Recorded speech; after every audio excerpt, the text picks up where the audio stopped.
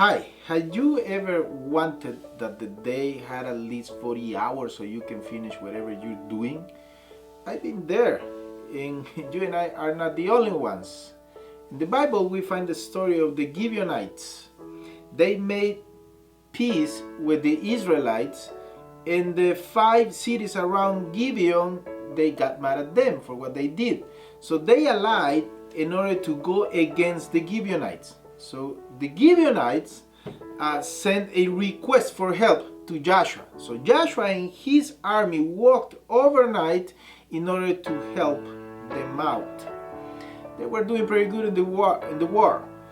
But the sunset was about to happen. So that's when the Bible mentions that Joshua spoke to God and said, "Sun, stay still on Gibeon, and moon in Ajalon." Ajalon was a valley like 7 miles from Gibeon. According to the Bible of Jerusalem, Joshua did not speak to the sun. He spoke to God and told God to stop the sun. So the day lasted for another 24 hours. So in other words, there was a clear part of the day, sunny, for about 36 hours. Enough to defeat the enemies.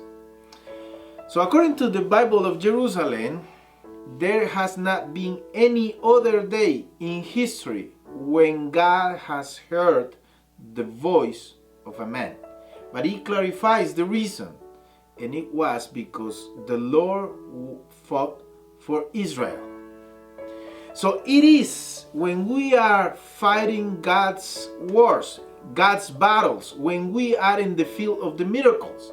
It is when we let God to fight for us, when we are witnesses of His miracles. But it doesn't happen when we don't allow Him to fight for us. It doesn't happen when we do not include Him in our own battles. If we do not include Him, He's not going to be able to listen to us because He's not going to be close. What about if today we try to recall a time when God did a miracle in our lives?